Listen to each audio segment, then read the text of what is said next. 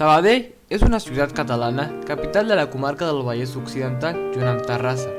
En aquesta ciutat, l'any 1899, nasqué Joan Oliver, més conegut amb el pseudònim de Pere IV, un poeta i dramaturg dels més destacats de la literatura catalana. Pere IV va estudiar Dret i Filosofia i amb només 20 anys ja tenia les dues carreres finalitzades. L'any 1919 va crear el Grup de Sabadell, una agrupació de gent jove fundada a l'entorn de l'Acadèmia de les Belles Arts de Sabadell. L'objectiu d'aquest grup era renovar la vida cultural d'aquesta ciutat i fins i tot de Catalunya. També mostraven un rebuig important envers la burgesia. Aquesta colla va ser fundada també per Francesc Trabal i Armand Obiols, entre altres. En aquest grup, Joan Oliver, juntament amb els altres membres, combinà la influència de l'avantguardisme amb l'humorisme més local i també va mostrar un gust noucentista. Aquest autor va tenir contacte amb el realisme històric. La seva obra també presenta una postura irònica pròxima en ocasions al sarcasme. En conclusió, podem dir que Pere IV pertany al moviment de la literatura de postguerra. Pere IV també treballarà per difondre la literatura catalana a Sabadell i el Vallès. El seu projecte més ambiciós és la creació de l'editorial La Mirada, actualment Fundació La Mirada, que, a més de publicar títols escandalosos per a les tendències d'aquell moment, també edita autors com Josep Carner i Carles Riba. D'aquest grup sabadellenc són Francesc Trabal i Joan Oliver, principalment els que elaboren les obres literàries més reeixides. Aquesta prometedora carrera literària és interrompuda per l'esclat de la Guerra Civil Espanyola. Durant el conflicte, Joan Oliver s'implica intensament en la lluita antifeixista, presideix l'agrupació d'escriptors catalans, filial de la Unió General de Treballadors, i organitza el Servei de Biblioteques del Front. Finalment, el 1939 s'exilia a França, on hi està un temps. Després s'exilia a Buenos Aires, on un col·lectiu de refugiats es trasllada en el vaixell Florida, i finalment a Santiago de Xile, on resideix 9 anys. A Xile mira de guanyar-se la vida amb diversos oficis, tots efímers, i escriu guions radiofònics de propaganda antinazi. Enyorat del que ell anomenava la seva pàtria, torna a Catalunya el 1948, on troba un país derrotat i empobrit pel franquisme.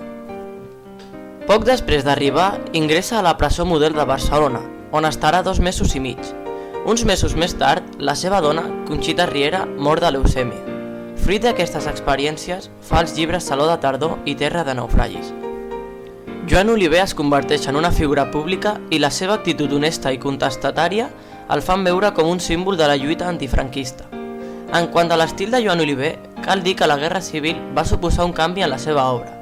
Va passar d'un estil més aviat noucentista cap a un estil realista, on és rellevant la història viscuda.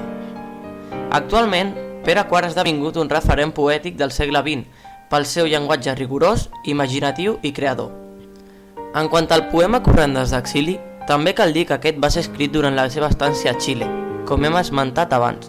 Les seves paraules en aquesta poesia reflecteixen el sentit de tot un poble, que veu una esperança desfeta i vol reivindicar-se per difondre els ideals republicans.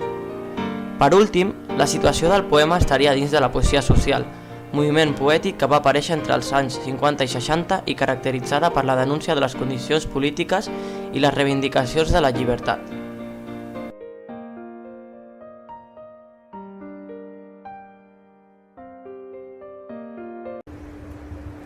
Corrandes d'exili, De Pere IV. una nit de lluna plena, tramuntant amb la carena, lentament sense dir res, si la lluna feia el ple, també la feu la nostra pena.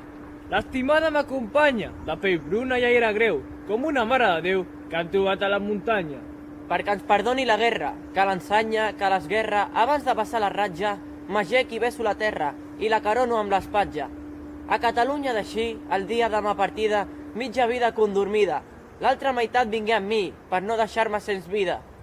Avui, en terres de França, i demà, més lluny potser, no em moriré d'enyorança, ans d'enyorança viuré. En ma terra del Vallès, 3 turons fan una serra, 4 pins un bosc espès, 5 quarteres massa terra, com al Vallès no hi ha res. Que els pins senyeixin la cala, l'ermita dalt del Pujol, i a la platja un tanderol que bategui com un ala. Una esperança desfeta, una recança infinita, i una pàtria tan petita que la somio completa.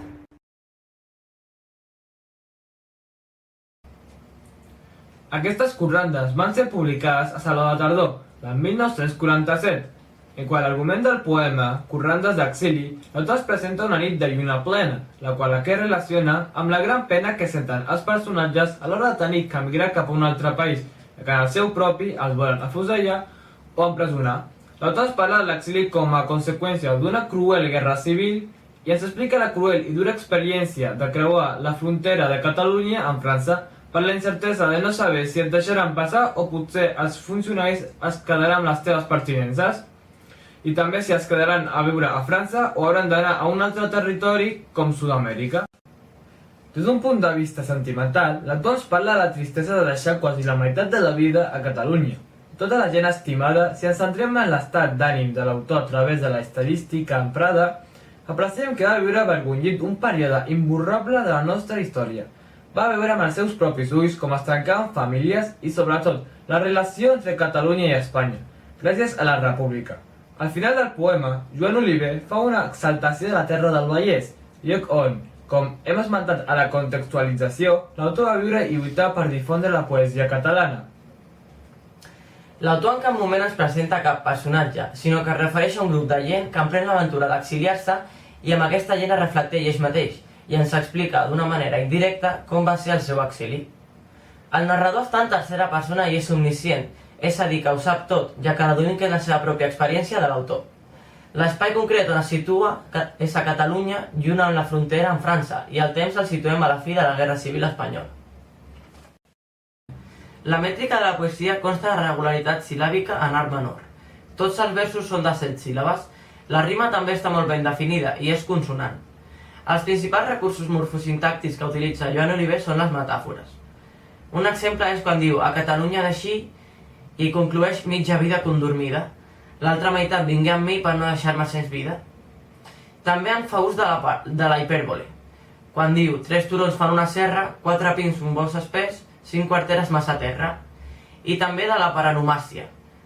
Quan diu el vers «perquè ens perdoni la guerra, que l'ensanya, que l'esguerra». D'altra banda, hi ha alguns vers alidits, com per exemple 4 pins un bosc espès, 5 quarteres massa terra o avui en terres de França i demà més lluny potser. El lèxic que utilitza Joan Oliver és senzill, ja que no utilitza cultismes, sinó que el que es vol és expressar de manera concreta i entenedora la realitat que està vivint. Per aconseguir-ho, utilitza els adjectius diverses vegades, per exemple, pell bruna, aire greu, vida condormida, esperança desfeta, recança infinita o pàtria petita. Els substantius estan majoritàriament relacionats amb la naturalesa. Alguns són lluna, muntanya, terra, turons, pins, bosc, serra, pujol o platja. En són alguns exemples. Una altra característica o curiositats és que en tota l'obra només hi ha una paraula esdrúixola, pàtria, situada al final del poema, en la seva conclusió. En la nostra opinió, trobem que la poesia de Pere IV es fa fàcil d'entendre, ja que gràcies al seu vocabulari més de tipus col·loquial que no fa molt ús de figures retòriques, es fa més amena a l'hora de llegir. Una altra característica que ens ha agradat molt de Joan Oliver ha sigut el toc humorístic en la seva poesia, que juntament amb el seu llenguatge simple fa més comprensible a tothom les injustícies que l'autor vol representar amb aquest poema. També trobem que la forma en què l'autor es presenta aquest problema social dels anys 50 com és l'exili és brillant, ja que utilitza paraules d'ús quotidià a la llengua catalana per fer-nos arribar als seus records més profunds i als sentiments més tristos i dolorosos. En el poema Corrandes d'exili també hem trobat que té una estructura bastant musical i fàcilment interpretable. A més, també ens sembla que Joan Oliver va tenir una gran valentia, ja que, com es pot deduir al poema, va haver-se d'exiliar a un altre país, tot i el seu amor cap a la seva pàtria, Catalunya. És per això que creiem que un cop a Xile, l'autor, ple d'enyorança i melancolia per Catalunya, va decidir escriure Corrandes d'exili. I així podem mostrar al món que encara estimava la seva nació i que no l'havia oblidat. Per últim, les raons per la qual creiem que aquest poema ha estat escollit per l'antologia de la poesia catalana són principalment el tema de l'exili, però també i més important el seu estil amb un llenguatge senzill, sense gaires figures retòriques, però a la vegada ric lèxicament i sintàcticament, que fa aquest autor tan característic i important. Una nit de lluna plena, tramuntana amb la carena lentament sense dir res. Si la lluna feia el ple, també el feu la nostra pena. L'estimada m'acompanya de pell bruna a l'aire greu, com una mare de Déu que han trobat a la muntanya. Com una mare de Déu, l'estimada